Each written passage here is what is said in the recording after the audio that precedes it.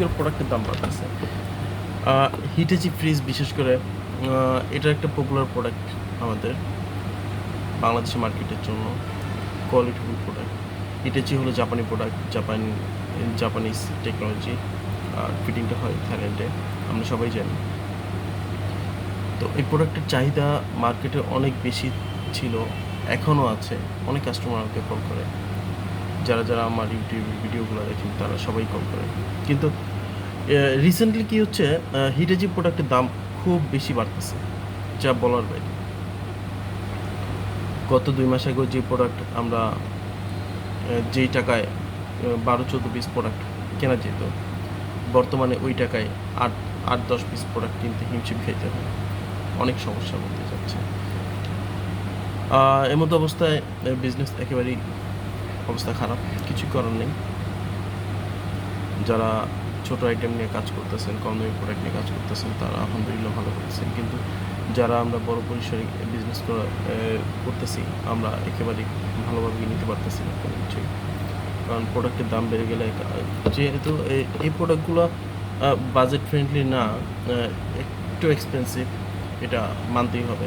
অনেকে এটা মানে না, বা এক্সপেন্সিভ প্রোডাক্ট, যার কারণে এইটার টাকা কিন্তু সহজে গোছানো সম্ভব, একটি সময় লাগে।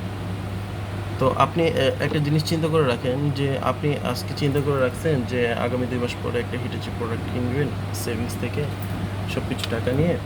তো ধরেন আপনি অ্যামাউন্ট ধরে রাখছেন 1,00,000 টাকা, 1,20,000 টাকা এরকম। কিন্তু সাডেনলি আপনি রিসেন্টলি যখন আপনি শোরুমে যাচ্ছেন, তখন প্রোডাক্টের দাম 20, 30, 40,000 টাকা বেশি হয়ে যাচ্ছে। এটা অনেক খারাপ লাগার বিষয়।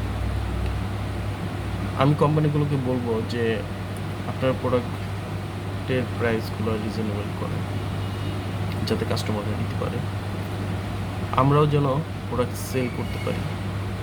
কারণ আমরা যদি প্রোডাক্ট শোরুমে ঠিকমতো উঠাতে না পারি, বিক্রি হবে না।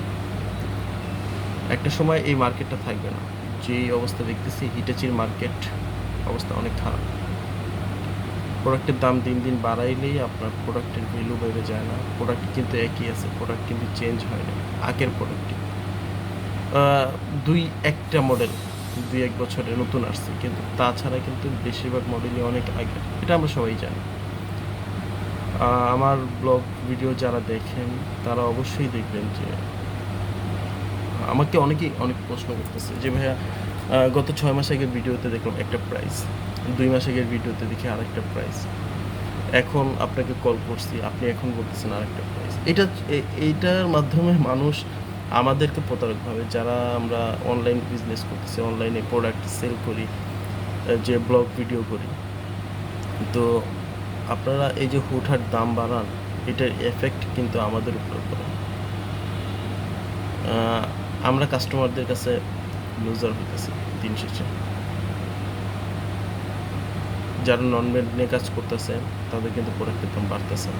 আমরা ইন্টারন্যাশনাল ব্র্যান্ড নিয়ে কাজ করতেছি, এই জন্য আমাদের উপরে সব কিছু এমনি চাপাই দিবেন, এটা কি হয় বলে? এখন তো দেশে তো দুর্নীতি যেই কালো অধ্যায় ছিল, এটা তো এখন নাই। তো এখন প্রোডাক্টের দাম বাড়তেছে কোন যুক্তিতে আমি জানি না। আর এটা একটা ইলেকট্রনিক্স প্রোডাক্ট, এটা একটা সবারই আপনার বাসা বাড়িতে নিত্য প্রয়োজনীয় জিনিসের মধ্যেই কিন্তু একটা ফ্রিজ পড়ে। হ্যাঁ, আপনারা বলতে পারেন এটা বিলাসী পণ্য, যেহেতু অন্যান্য প্রোডাক্টের চাইতে একটু প্রোডাক্টের দাম বেশি, বলতে পারেন বিলাসী পণ্য। তো বিলাসী পণ্য হওয়ার কারণে যে এত দাম বেড়ে যাবে ভাই, আমার তো বিজনেস করে খাইতে হবে না? আমাদের মানে লাখ টাকার বিজনেস করি বলে যে লাখ টাকা প্রতি মাসে লস দিব, এরকম তো না, তাই না? প্রোডাক্টের দামগুলো রিজনেবল রাখুন, কাস্টমারদের ভালো প্রোডাক্ট নিতে দিন। আসসালামু আলাইকুম।